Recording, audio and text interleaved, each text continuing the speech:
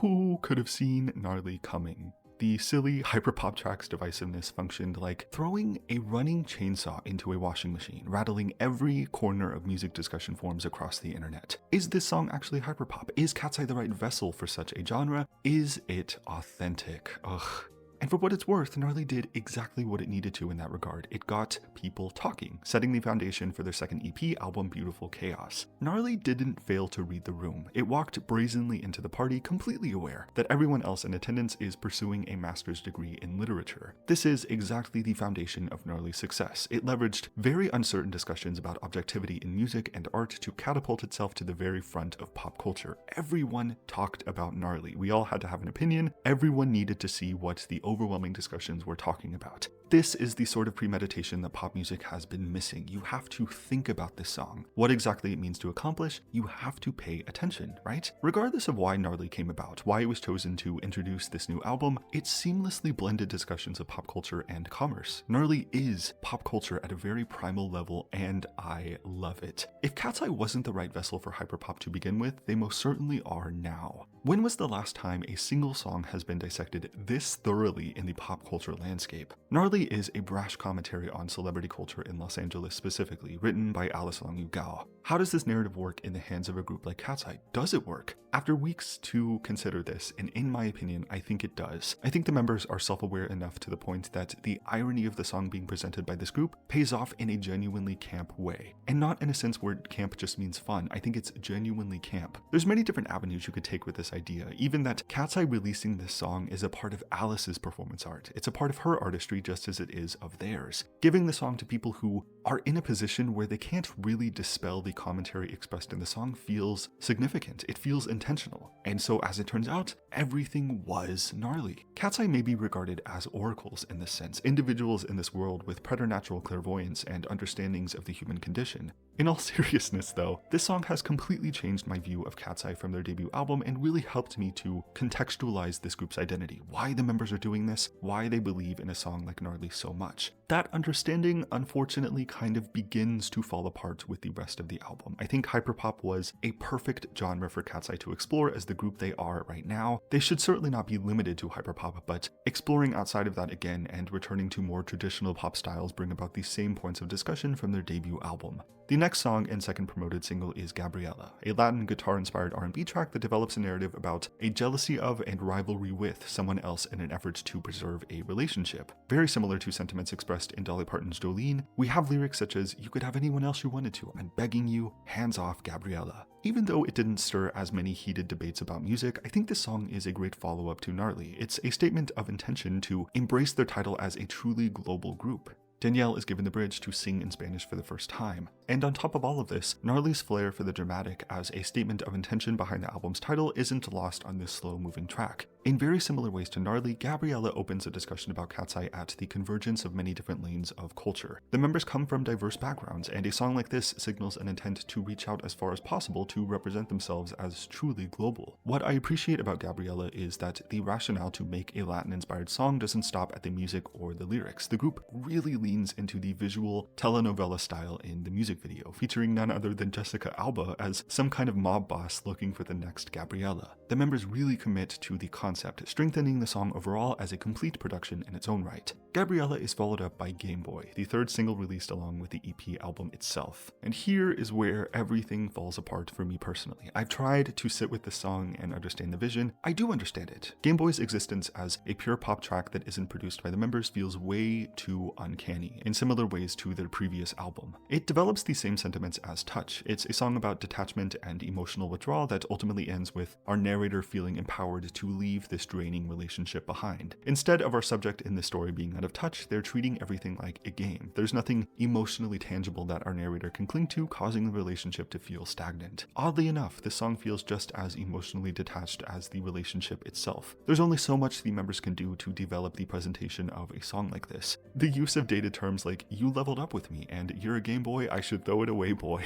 I'm not really seeing the vision. It's sung from the perspective of someone who really isn't aware of what goes on when it comes to video games. There's ways that we can work with this, yet the members of Cat's Eye who sing this narrative are live streaming playing Roblox dressed to impress. These people know about games, so there is a bit of a dissonance that comes from the very dated approach to comparing a relationship to a game that you could throw away physically.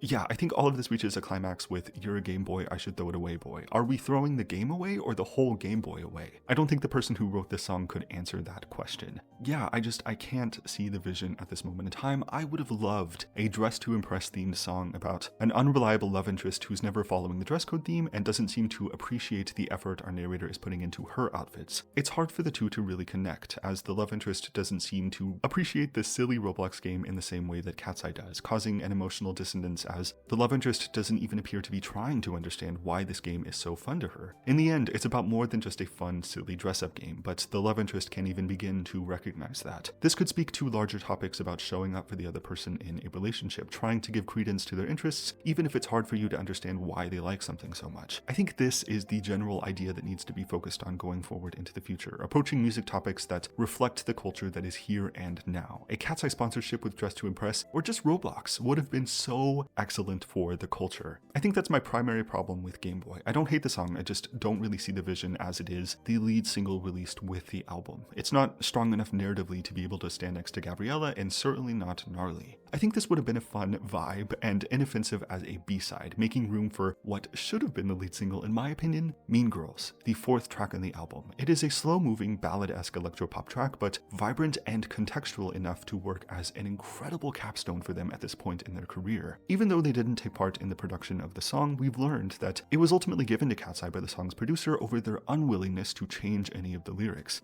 That in itself is significant. There's a motive and story behind the song being sung by Cat's Eye, but the narrative of Mean Girls overall feels incredibly apropos to the existence that is Cat's Eye. Almost all of the members have been unfairly characterized as a mean girl, and due to the post-debut promotion of Popstar Academy on Netflix, this rhetoric followed them around pretty intensely up until the genuine chaos that was this album. I think that's a testament to Gnarly's success, the fact that most of the Mean Girls discussions have been dropped in the interest of arguing over something equally as pedantic, such as whether or not they can be considered a K-pop group. Yeah, I am standing outside of the Hybe and Geffen offices every day and every night in hopes that this song will be promoted to some extent, somewhere down the line. And yes, God Bless Even the Mean Girls has such a simple but so profound meaning to it. What a mean girl isn't expanded upon in this song. Given the nature of everything Cat's Eye has been through, I have a feeling that there must be more, an interest in expanding upon how the archetypal mean girl is misunderstood, but that doesn't seem to matter at this moment. That feels valuable. What is left unsaid in this moment? God bless even the mean girls, point blank. You don't need to explain yourself or how society has mischaracterized you. Cat's Eye accepts you exactly for who you are. And so perhaps that is the meaning of true acceptance. There is no use to elaborating on something that people have already made up their minds about.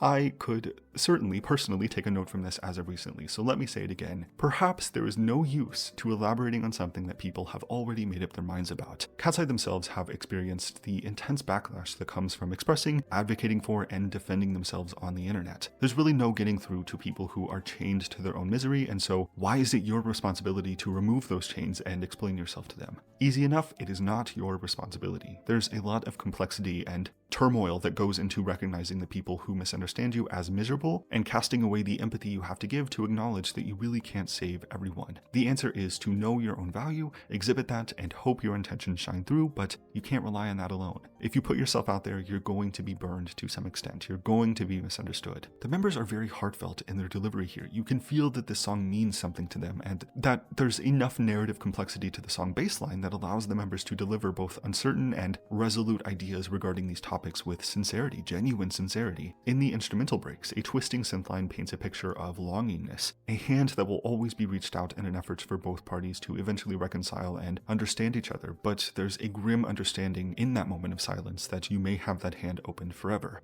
It is hard and exhausting to take the high road, but meeting people where they are isn't worth it if it causes you to lose yourself along the way. We close out the album with the final song, MIA, kind of reinforcing our narrator's ability to let things go, and not only that, she'll leave without a trace if she feels like she's in the wrong place or is being taken advantage of. This song really outlines that Cat's Eye are strong enough performers already to make use of more experimental sounds and styles. I guess MIA could loosely be described as a kind of drift funk. I know that's typically a music style for street racing, but I could totally imagine, like the gritty bass line and hard-hitting beats underneath the chanting "all go missing in action" as the backing track to street racing aesthetics. Does that make sense? There's a darkness in the instrumentation that paints a picture that our narrator will literally disappear in the night without a word, so it's best not to take her presence for granted. She's someone who recognizes her own worth, and part of that self-preservation means knowing when to withdraw.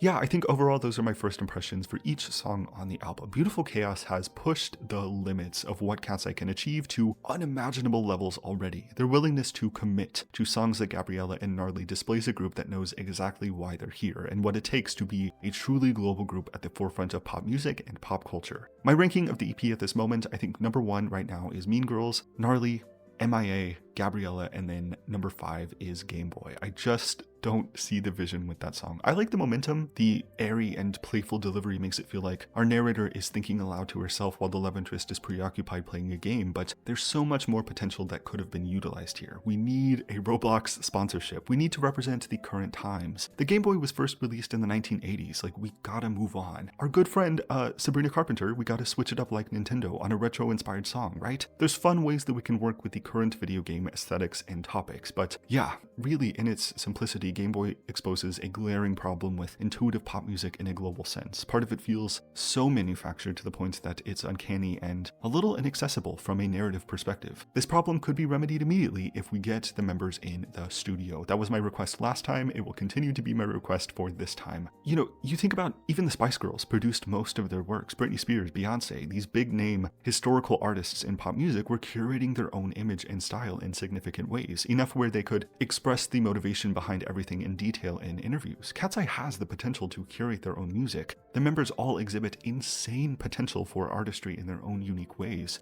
Regardless of everything, I can appreciate Beautiful Chaos as the next step as a part of an introduction to this group. It's done way more to establish them in a pop culture sense, but self-production has got to be the move to some extent going forward. A song as narratively uncanny as Game Boy is not going to fly going forward. But yeah, these are all of my thoughts. Please make Mean Girls a single. Thank you for watching this. If you did, let me know what you think. How do you feel about the album as a whole? Its singles, where would you like to see Cat's Eye going forward into the future, and things like that. Yes, thank you again for watching. Subscribe if you want to, and I will see you next time.